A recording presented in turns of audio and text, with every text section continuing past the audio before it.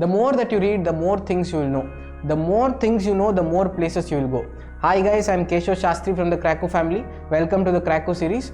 Today we will be looking at a topic which is not just important from CAT perspective, but all of our lives itself, and that is about reading books. We'll cover it in a two-part video. The first part will be, we'll look at what are the books you need to read, say you are a beginner, or if you want to improve your literary skills, and then if you want to push the limits, what books you need to read. And the second part will be how you can cultivate a habit of reading, how you can kickstart your habit of reading. So let's dive into it.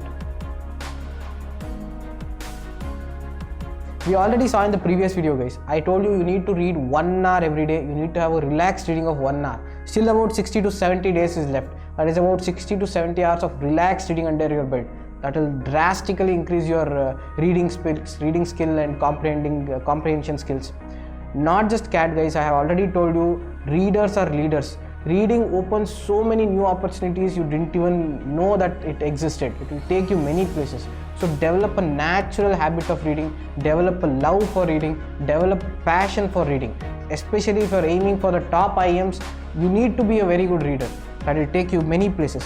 And one disclaimer, guys, often students do that, say about 60 days is left, I'll read one book on science, one book on technology, one book on politics. Short-term fixes like this don't work. Make a habit where you genuinely read without an agenda, where you read things that are interested so you can slowly broaden your perspectives and your understanding. That is really going to work. So to begin with, let's see the first book, White Tiger. White Tiger by Arvind Adiga. It's a must-read book, guys. An amazing, beautiful story, a fictitious story. It is a very captivating story. It is about a poor boy, how his character developed from being poor to he becomes a white tie. What are its consequences? How he goes on in life. It's an amazing story to begin with. It's a very simple language. And then Ruskin Bond books. Ruskin Bond books are recommended for people of any age. Irrespective of where you are from, you can read his books. Very simple language again. The Blue Umbrella is a very famous book of his. And then you can read Godfather. Godfather's Mario Puzo is a legendary book because it has inspired so many movies. The Godfather 2, and also the Indian movies like Sarkar Raj. These are all inspired from those books. So again, Godfather's Mario Puzo is a sort of a book where once you start reading, you'll go to the next page, you'll keep going. It's such a mystery thriller that every time you'll want to turn the page. Initially, you need to read these kind of novels so that you get into the habit of where you are intrinsically interested in reading. And then R.K. Narayan books. We all know R.K. Narayan. It's if you ask any of the elders, they would say that it's their childhood. They have lived the childhood with R.K. Narayan. The Malgudi days, or Man Eater of Malgudi, or The Guide, or the book Swami and His Friends. They are amazing books. And there are many movies, TV series which are adapted from it. Jhumpa Lahiri has a very good book called as The Namesake, guys. The Namesake broadens your worldview, the way you look at things. It is a depiction, or it is a story of a person who is caught between conflicting interests of two different ideologies, cultural ideologies, religious ideologies, conflicting interests of social ideologies, and the nuances that occur from it. It will broaden your worldview. The Namesake is a very good book. She is a Pulitzer Award winning writer. Then coming to Khalid Hosseini. Khalid Hosseini's The Kite Runner is a very optimistic book, guys. You will have a new appreciation for goodness in life. It's a very good book, a very optimistic book. These are all very simple language books, very much recommended for any beginner. Now we'll come to my favorite author, guys. My favorite author is hands down Amitav Ghosh. Amitav Ghosh is one of the fantastic contemporary writer, an amazing storyteller, a stellar writer. That is because he sort of writes in an amalgamation way of fiction and non-fiction. He writes fictitious books, but they have a deep roots in reality. That is, any book you take, it will be related to contemporary events, contemporary happenings, and he will open your eyes to what is happening. And there's a very famous quote of his which I would like to tell. He says that things that are happening outside our sphere of influence are so peculiar that we can't even think to comprehend them. There is a need for the reality to catch up. So he writes these sort of books that are amalgamation of fiction and non-fiction, amazing books. If you take Shadow of Lines, again a very contemporary subject, or if you take Glass Palace is sort of like a documentary. Circle of Reason, again amazing book. You have Hungry Tide, which is amazing. One of his recent books is The Great Derangement, guys. In fact, this is the book which I read in one stretch. I started and I couldn't I completed it in one stretch, and it also won the Gnanapith Award. It is a non-fiction book, but an amazing book, very eye-opening book. He is the first Indian English author to win the Gnanapith Award. Very amazing read. All his books are must recommended, guys. And then we'll go to some of the old writers. There is nothing like old writers, guys. Old writers are just legendary. To name a few, the first one would always be Charles Dickens. Charles Dickens is one of the tallest writers in terms of literature. He always stands out. He has written a book called as David Copperfield. David Copperfield is a book which is a must read for everyone. One of its kind and amazing book. It is a love story, it's a comedy, it's a humor, it has everything. It is poetry, it is a very gripping story. It is written in the form of where he says it as if it is an autobiography of a person called as David Copperfield. It's one of the best books, you have to read it. Coming to one more, Thomas Hardy, guys. Thomas Hardy's Far from the Madding Crowd is so amazing. Especially the ending is so intense. Even now I get goosebumps the way the entire story wrapped up towards the end. It's just beautiful. The way the author handles an orthodox woman is just brilliant. It is one of the again must read books. These two, especially David Copperfield and Thomas Hardy's Far from the Madding Crowd, best books of our times. And William Golding, he has written a famous book called as Lord of the Flies. It's a Nobel Award winning. In fact, surprising that even he said that there is no one like, he acknowledged that there is no one like Charles Dickens is one of the best. These are some of the old writers which you'll have to read. And again, these are not far difficult language. This is like pushing the limit. Once you read the first set of books of Amitav Ghosh and all the simple books, then you can you can improvise on this. Then you have other writers like V.S. Naipaul, again a Nobel Prize awarding winner. He has written books like Half a Life, but he's a pessimistic writer who writes storylines that are put in developing countries, a sort of pessimistic storyline. And then if you want to read about history, guys, if you want to read about history or non-fiction, I'll tell you why non-fiction is important, guys. Non-fiction sort of gives you a broader perspective of the view.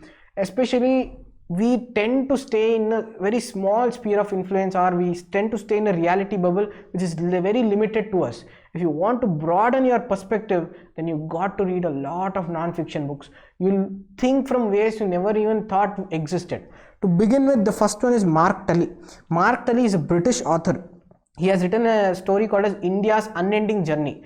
He's British author, but he got so inspired by Indian history or Indian spiritualism that he has written innumerable books of Indian history. So you can say that Western take of India or India's history, spiritualism and everything. And then first book that comes to the mind if you want to read about Indian history is Gurucharan Das, India Unborn. It talks about the events and history, what happened from the time of independence until the information age, how the transition happened in India. Then for reading history, guys, the best book I tell you, it's Ramchandra Guha's India After Gandhi, guys. One of the best books if you want to read about India. This is where you start. It's a very balanced writing. Usually what happens in non-fiction books is there will be a lot of tangents. The writer will give too much information which will make it very boring or sort of it is not gripping. You'll get off, or it will be sometimes too painful. But this is a story which is very balanced, uncluttered, and he gives perspective from things that you never even thought. Sometimes he gives 5 to 6 perspectives for one issue. That is just amazing. The way you look at India once you read these books, the way you look at things, the way you appreciate will be totally different. It is a must read books if you want to read about India. He's an amazing historian, very well researched, thoroughly written book, very good book. Then coming to William Dalrymple. William Dalrymple is again a Scottish writer. He has written books about Afghanistan, he has written books about Middle East history, he has also written books about Indian history, and his book, one of the very famous books is The Last Mughal, where he talked about the Mughal Empire. Coming to the genre of autobiography, autobiography is my favorite genre, guys. That is because you get to live a life of a different person, the mistakes that he did, how he overcame his struggles, what he did, what are his biggest takeaways in his life. It's like living a new life altogether. Just amazing. I just love to read autobiographies. You can start off with Mahatma Gandhi's My Experiments with Truth, with simple language, not complicated. And it happens that I'm reading one of my favorite autobiographies, guys, and that is Paramahamsa Yogananda's Autobiography of a Yogi. This is a book that is very spiritually oriented. If you want to read a book about spirituality, this is where you start. I'm going through this book right now. All I can say is fantastic book that shows the world of saints, the yogis, how they are, lot of nuances in that world. You get a totally different perspective, and especially this is a book for someone if you want to know about spirituality or inclination towards spirituality, or it's a slightly tough book to read. You can also read Abraham Lincoln's autobiography. It's a the way he overcame his struggle and the way he reached the top. Again, an amazing book, but very grammar intensive book. And looking at some other writers, a few other writers, you have Salman Rushdie. This is like pushing the bar. If you want to go to the next level in English and if you want to improve your literary skills, and Salman Rushdie's Midnight's Children. You know, we all know that Man Booker Prize is given every year. There is also Booker of Booker that is given once in 20-30 years. This is the book that won Booker of Booker. Amazing writer. He has written many books. All are widely popular. Midnight's Children is sort of a magic realism book where he takes you through a totally different universe. Very thought-provoking book. You can read, if you want to push the bar, you can read the Gitanjali by Rabindranath Tagore or Arundhati Roy's God of Small Things. All these are little grammar intensive, little difficult to read, but if you want to push the limits, these are the books. You can step up a notch by reading Shashi Tharoor's Why I Am a Hindu. Shashi Tharoor is an eloquent speaker and also an amazing writer. Usually he uses very complex language in his tweets and everything, but the book is fairly well written. It is very much readable. If you are interested in the genre of mythology, you would have seen a mythology where it is combined with imagination, a reimagined mythology, such kind of genre. Then you would have heard of Amish Tripathi's famous Immortals of Meluha, the trilogy series. The best person in this field would be, in this genre, would be Chitra Banerjee, hands down. She is far from, by a distance, she is very good in this genre. She has written books where the imagination doesn't go too wide. If you take other books in the same genre, usually they imagine which is far-fetched idea from the actual myth. She chooses ideas which are within the time frame, which is very relatable. Amazing books from a far distance. Her books, she has written two books. One is Palace of Illusion, which is a reimagination of Mahabharata, and The Forest of Enchantments, which is a reimagination of Ramayana. Amazing books if you want to like a reimagination of a mythology and a very good story. It's a very good read. And then coming to from cat perspective, guys, I have two books for you from cat perspective. That is, if you want to improve your reading comprehension skills, reading speed skills, or your critical thinking. In that sense, there are two books. The first one would be P.G. Wodehouse. P.G. Wodehouse has a book called as Joy in the Morning. It is a tough read. It is a slow read. It is in old world English. It is difficult to read, but it has amazing grammar. Your comprehension skills will go very good. Your reading speed will become much better. Even though it is slow read, it is a very good book. You can go through P.G. Wodehouse, and he is one of the, even though it is slow, it is one of the amazing books which is written in the form of slow, where you don't get bored and it is very painful. Even though it is slow, it is amazing. And the second one would be Nassim Nicholas Taleb. He has written a book called as Fooled by Randomness. In this book, every para is like a critical thinking puzzle for you.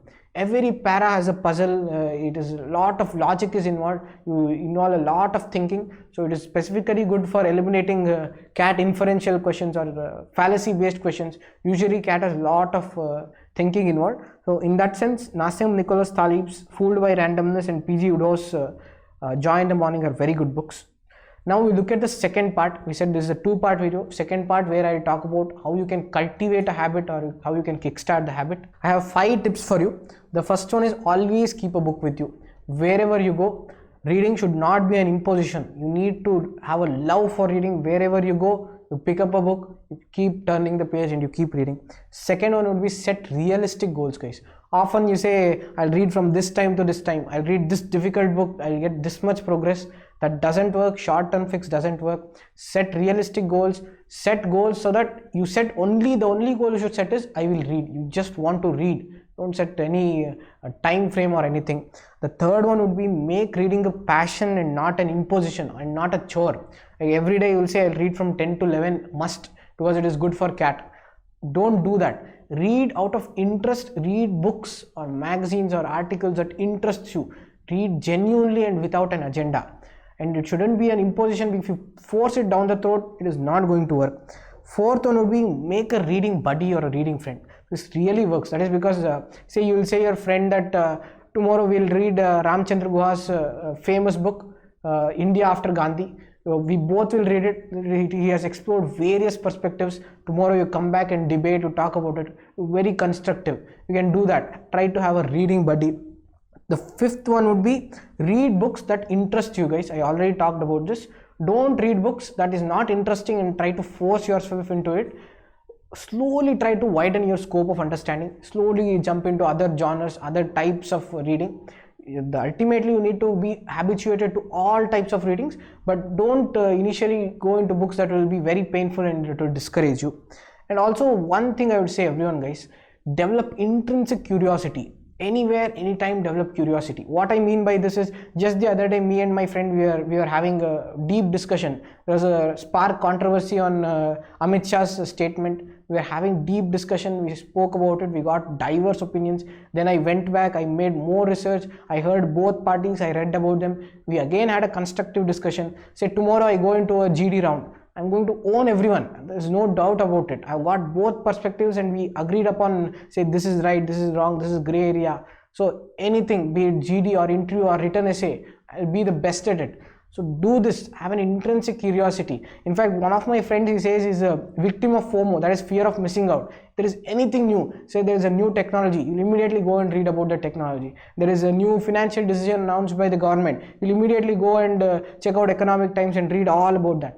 So develop the habit of curiosity where you want to know things every time something there is new. I'll close on a famous quote. That is, there's a famous quote called, "A reader lives 1,000 lives before he dies." This is very true. Every time you read a book from a different person's perspective. You read the book in a totally different worldview. You become a totally new person with all different views and perspectives in your head. So keep reading, always read, make it your passion. So that's it for today's video. It has already been a long one. Keep reading. We'll see you soon. Thank you.